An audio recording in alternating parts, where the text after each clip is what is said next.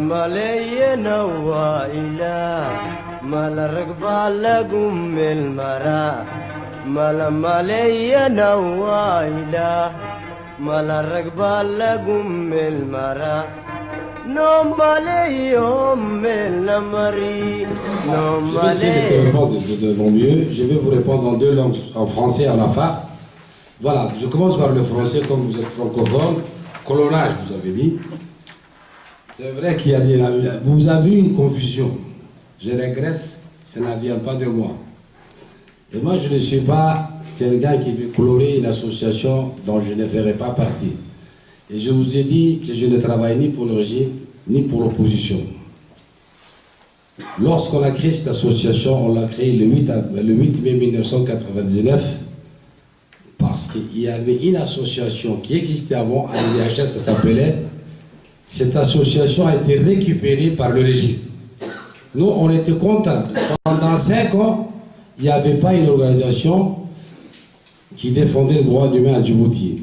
Entre le 26 décembre 1994, où il y a eu l'accord, le premier accord, qu'on appelle l'accord Alaba, ou Abba, et jusqu'au le 8 mai, il n'y avait pas une association. À l'époque, moi j'étais syndicaliste, on était, il y a une certaine, un ensemble de personnalités de différents horizons. On a créé la Ligue djiboutienne des droits humains le 8 mai 1999. Et là, vous pouvez voir le procès verbal du premier comité. Déjà, j'étais le premier vice-président. J'étais le premier vice-président et Jean-Paul a été élu président. Jean-Paul Abdelouel. Et là, l'association, la personne dont vous parlez, il n'a jamais fait partie. D'abord, pour être à la tête d'une association, il faut participer à sa fondation. Il faut participer après à ses activités. 2, il faut participer à sa refondation.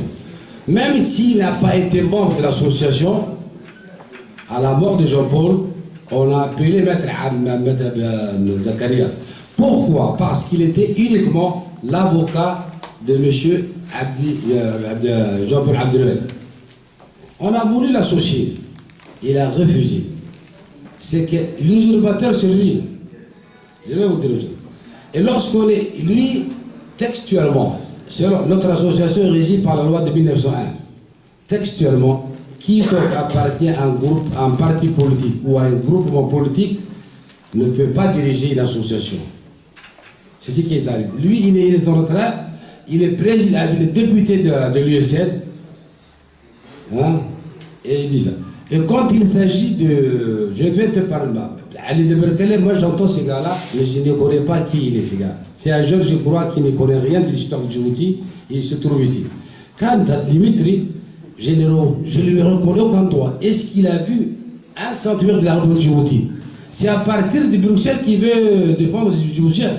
Est-ce qu'il a vu ce qui se passe dans le nord, dans le sud-ouest, dans la capitale, à Bouldoro? Est-ce qu'il est sur le terrain? Ce sont des gens qui vivent aux dépens des Djiboutiens. Ce sont des parasites qui vivent du sang des Djiboutiens. Lorsque des Djiboutiens sont tués à Bouldoro, ou qui sont torturés à Tadjoura, ou qui sont morts à Babla, c'est de ce sang que ces gens-là vivent. Ce sont des parasites qui exploitent la misère du peuple djiboutien.